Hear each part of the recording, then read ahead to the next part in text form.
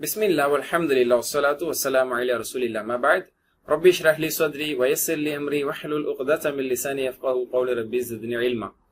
அஸ்ஸலாமு அலைக்கும் வரஹ்மத்துல்லாஹி வபரகாத்துஹு. அன்பிற்கு உரித்தான சகோதர சகோதரிகளே, தஜ்வீத் பயில்வோம் எளிய வழி என்ற பாடத்திட்டத்தில் 26வது பாடத்தை இப்போது நாம் பார்க்க இருக்கிறோம். 26A. அல்ஹம்துலில்லாஹ், இதிலும் நாம் அல் ஹுருஃபு ஸகீரா, சிறிய அந்த குறியீடுகள் அலிஃப் ஸகீரா போன்றவற்றை நம்ம பார்க்க போறோம். அதுல சைலண்ட் லெட்டர்ஸ் எப்படி வருது, அதை நம்ம எப்படி கன்சிடர் பண்ணணும் என்பது பற்றி எல்லாம் நம்ம பார்க்க போறோம். அல் அலிஃபு ஸகீரா, சிறிய அலிஃப். ஓகேங்களா? அல் அலிஃபு ஸகீராவுக்கு பிறகு வரக்கூடிய யா என்பது உச்சரிக்கப்படாது. ஓகேங்களா? The ya which comes after alif sagira will not be pronounced. அது ஒலிக்கப்படாது, அது உச்சரிக்கப்படாது. பாருங்க, ஹுதா அப்படின்னு இருக்குல்ல, இதை ஹுதாய் நம்ம நினைச்சு கூடாது, ஹுதாயி அப்படின்னு நினைச்சு கூடாது.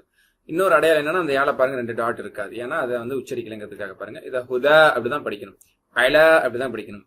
சரிங்களா?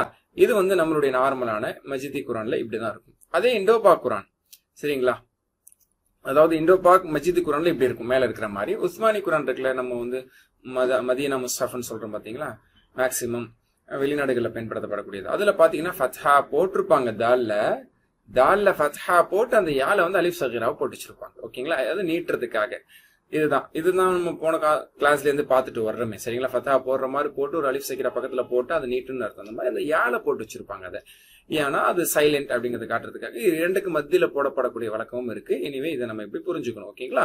பக்கத்துல அந்த தாலுக்கு பக்கத்திலேயே ஃபத்ஹா பக்கத்திலேயே போட்டிருப்பாங்க. எனிவே அது நம்ம என்ன எடுத்துக்கூடாது, ஹுதையா அப்படின்லாம் எடுத்துக்க கூடாது. சரிங்களா?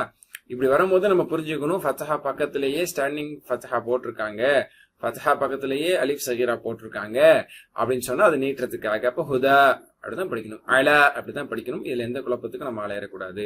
ஓகே, இதை சிம்பிளா நம்மளுடைய 11th தஜ்வீத் கோர்ஸை பொறுத்த வரைக்கும் நம்ம என்ன சொல்லுவோம் அப்படின்னா, நோ சைன் நோ சவுண்ட்.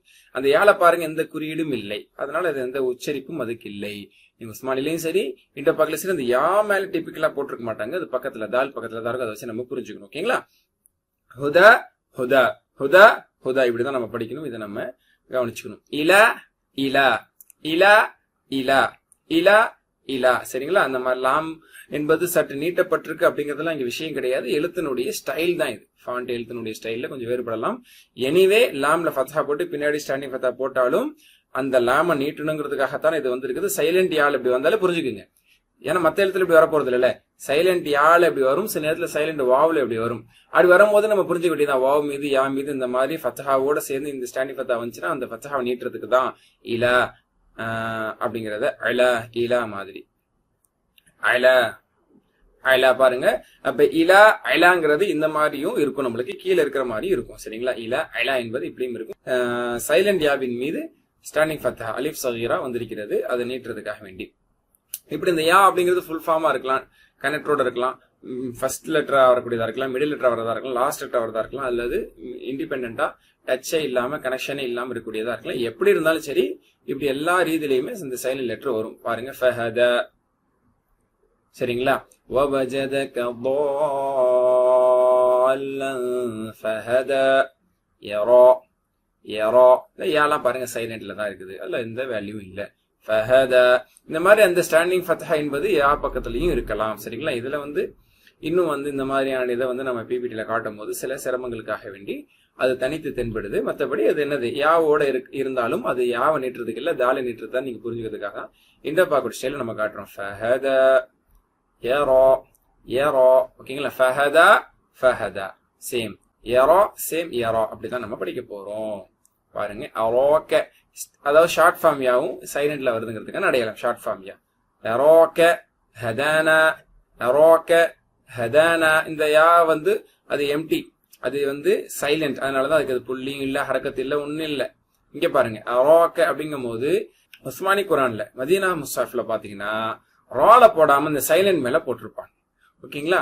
அப்ப அந்த ராவை நீட்டணும் சைலண்ட் மேல. அப்ப ஒரு வேல்யூ இல்லாத சைலண்ட் மேல ஏன் போடுறாங்க அப்படின்னா, அதுக்கு முன்னாடி வேல்யூவானதை நீட்டணுங்கிறதுக்கு தான். அரோக்க அப்படின்னு தான் படிப்போம், மேலே கீழே ரெண்டும் ஒண்ணுதான் அரோக்க. இதே மாதிரிதான் ஹதானா. இங்க தால்லையே சிம்பிளா போட்டு முடிச்சிடுறாங்க. ரூல்டு குரான் நம்மளோட இண்டோ பாக் மஜிதி குரான்ல தால் மேலேயே போட்டு ஃபத்தாலாம் போடாம ஒரு ஷார்ட் கட்டா முடிச்சிடுறாங்க. பட் உஸ்மானி குரானை பொறுத்த வரைக்கும் அது மஜிதி, அது மதீனா முஸ்ஹஃப், தஜ்வீத் தெரிஞ்சவர்கள், அடிப்படை தெரிஞ்சவங்களும் அதை ஓதுவாங்க. அதனால என்ன பண்றாங்க, ரொம்ப ஷார்ட் கட்டா கொடுக்காம நீ நாலேஜ் வச்சு படிங்க, தால்ல என்னதான் ஃபத்தா கொடுத்தாலும் சைலண்ட் லெட்டர் நம்ம ஸ்டாண்டிங் ஃபத்தா அலிஃப் சகீரா போட்டிருக்கோம் அப்படின்னா ஒரு கான்செப்டுக்காக போட்டிருக்கோம். அப்ப இந்த தால நீட்டுங்கிறது தான் போட்டிருக்கணும். அப்போ ஒரு நீங்க வந்து ஹத அப்படின்னு நீங்க இதை படிச்சிட்டீங்கன்னா அப்ப வேல்யூவே இல்லாம எதுக்கு அந்த ஸ்டாண்டிங் ஃபத்தா சின்ன அலிஃப் இருக்குது, அப்ப அதை நீட்டுறதுக்காக இது இருக்குங்கிறத புரிஞ்சுக்கணுங்கிறதுக்காக பேசிக் இருக்கிறவங்க தான் அந்த அரபுக்காரர்களாக அரபு மொழி கற்றவர்கள், அரபு மொழியாக இருப்பவர்கள், கற்றவர்கள் என்பதை காட்டிலும் அரபி மொழி பேசக்கூடியவர்களாக தஜ்வீத் நல்ல முறையில் பயின்றவர்களுக்கு இது ரொம்ப சுலபமானதாக இருக்கும். ஹதானா என்று எல்லாமே ஒரே மாதிரி தான் படிப்போம். ஓகேங்களா? அப்ப அராக்க அராக்க, ஹதானா ஹதானா. சரிங்களா? இதுதான் கான்செப்ட். ஈசா மூசா.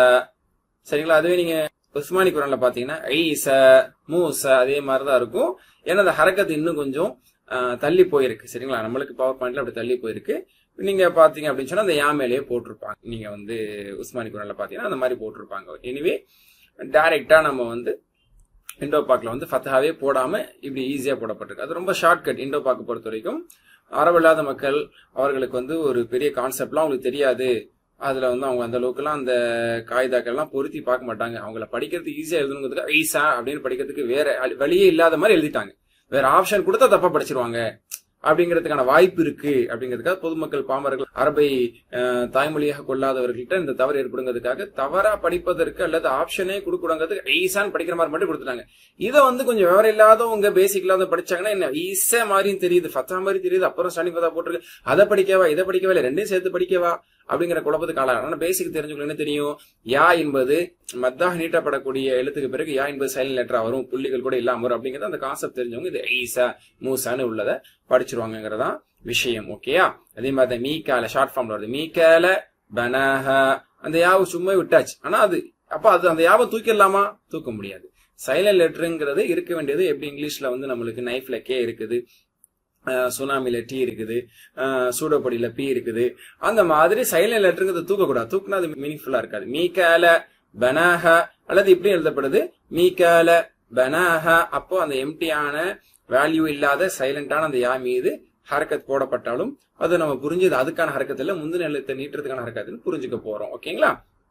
அல்ஹம்துலில்லாஹ். சோ இந்த செஷன் ஃபுல்லா, இந்த லெசன் ஃபுல்லா, இந்த அமர் ஃபுல்லா நம்ம பார்த்ததுன்னா இந்த ஸ்டாண்டிங் ஃபத்ஹாக்கு பிறகு, அலிஃப் சகீராக்கு பிறகு, இந்த கடாசபருக்கு பிறகு, ஓகேயா, சைலண்டான அந்த யா என்பது ஃபுல் ஃபார்ம்லயோ ஷார்ட் ஃபார்ம்லயோ வருது. அதை நம்ம புரிஞ்சுக்கணும். நம்ம நார்மலா ஓதக்கூடிய இண்டோ பாக் குரான்ல வந்து பெரிய குழப்பம் இல்லாமல் அந்த ஃபத்ஹாவே போடாங்க, ஸ்டாண்டிங் ஃபத்ஹா டைரக்டா போட்டு படிக்க வச்சிருவாங்க. உஸ்மானி குரான்ல வந்து ஃபத்ஹா ப்ராப்பரா அந்த எழுத்தினுடைய அடிப்படையில பூர்வீக எழுத்தினுடைய அடிப்படையில ஃபத்ஹா போடுற மாதிரி போட்டுட்டு அதை நீட்டி படிக்குங்கிறதுக்காக சைலண்ட் லெட்டர் மேலதான் என்ன செஞ்சிருப்பாங்க, அந்த அடிஷனல் ஸ்டாண்டிங் ஃபத்ஹா போட்டு வச்சு அந்த டூலை இங்க யூஸ் பண்ணிக்கிறீங்க அப்படின்னு சொல்லி ஒரு இண்டிகேஷன் கொடுத்துருப்பாங்க. அந்த பேசிக் இருக்கிறவங்க அதை படிச்சிருவாங்க. இப்ப அந்த பேசிக்கு நம்மளும் வந்துட்டோம். மாஷா அல்லாஹ். நம்ம எந்த குரான் ஓதுனாலும் இப்ப நம்ம சரியா ஓதும் இன்ஷா அல்லாஹ். சரியான முறையில் பிழை இல்லாமல் குரானை ஓதக்கூடியவர்களாக அல்லாஹ் உங்களையும் என்னையாக்கில் புரிவானாக. வாஹிர தஅவானா அல்ஹம்துலில்லாஹி ரப்பில் ஆலமீன். சுப்ஹானக்கல்லாஹு பிஹம்திக அஷ்ஹது அல்லா இலாஹ இல்லா அன்த அஸ்தக்ஃபிருக வ அத்தூபு இலைக். அஸ்ஸலாமு அலைக்கும் வரஹ்மத்துல்லாஹி வ பரகாத்துஹு.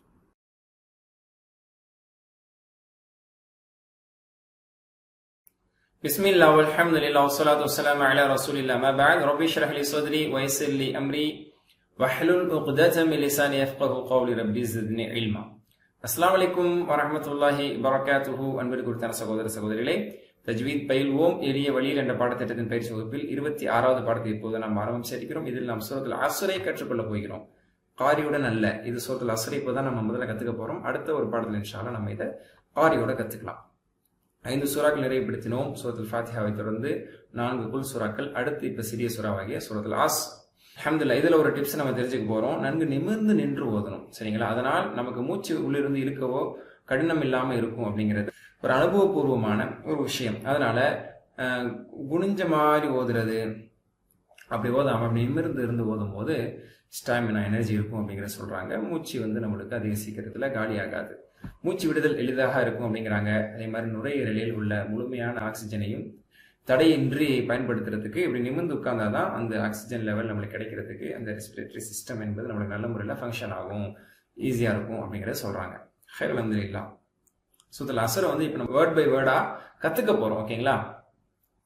அஊது பில்லாஹி மினஷ் ஷைத்தானிர் ரஜீம்.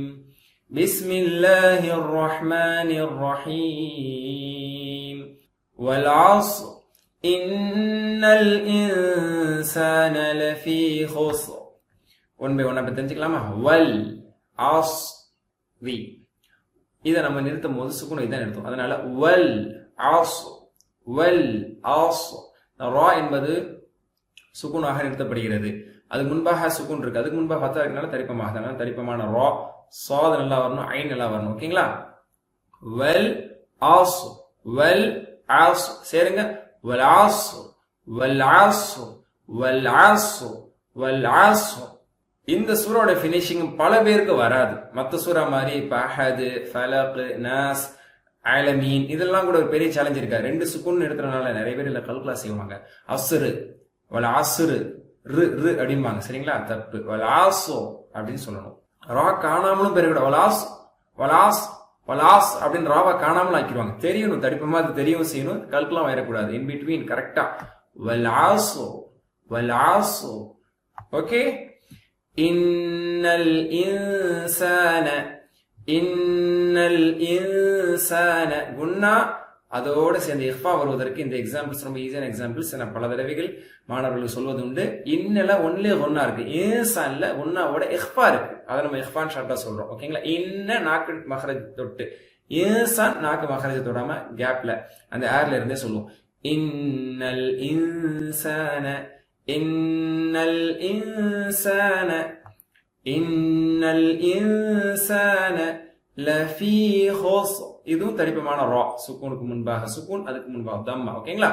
லஃபீ ஹுஸ்ர், லஃபீ ஹுஸ்ர், லஃபீ ஹுஸ்ர், ஹுஸ்ர், ஹுஸ்ர், ஹுஸ்ர் அப்படி சொல்லக்கூடாது. அதுக்காக ரா காணாமல் போகிற மாதிரி ஹுஸ், ஹுஸ், ஹுஸ் அப்படின்னு காணாமலும் பெறக்கூடாது. தெரியணும், தரிப்பமான ரா தெரியணும். லஃபீ ஹுஸ்ர், லஃபீ ஹுஸ்ர்.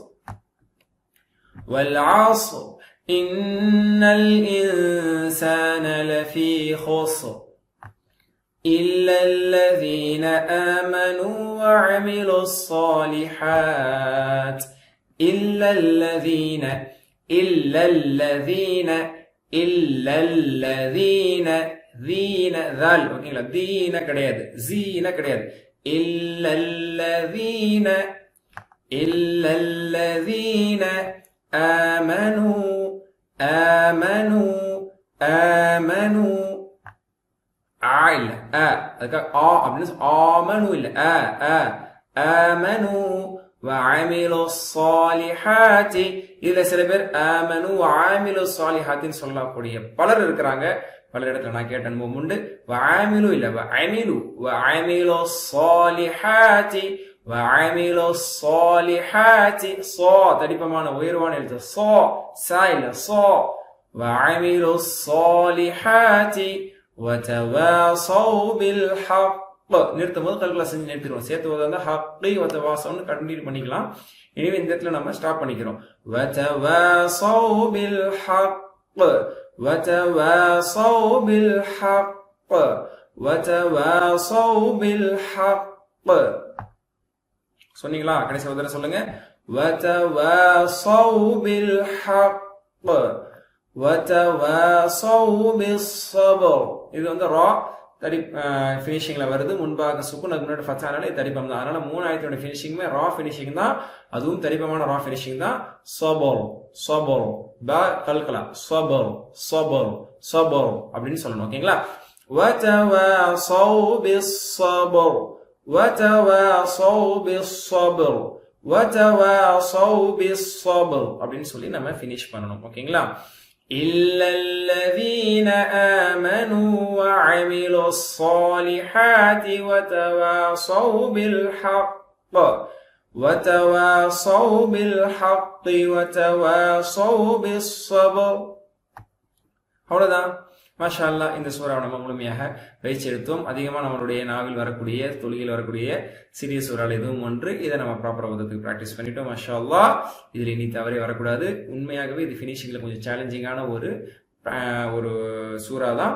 அதை நம்ம நல்ல முறையில் ப்ராக்டிஸ் பண்ணிட்டோம். அடுத்த ஒரு அமர்வில் காரியோடு சேர்ந்து நம்ம ப்ராக்டிஸ் பண்ணி இன்னும் அதை நம்ம என்ன பண்ண போகிறோம், முழுமையாக தரோ பண்ண போகிறோம். அல்லாஹ் நமக்கு அருள் புரியட்டும். சுப்ஹானக்கல்லாஹு வபிஹம்திக அஷ்ஹது அல்லா இலாஹா இல்லா அன்த அஸ்தக்ஃபிருக வ அத்தூபு இலைக். அஸ்ஸலாமு அலைக்கும் வரஹ்மத்துல்லாஹி வபரகாத்துஹு.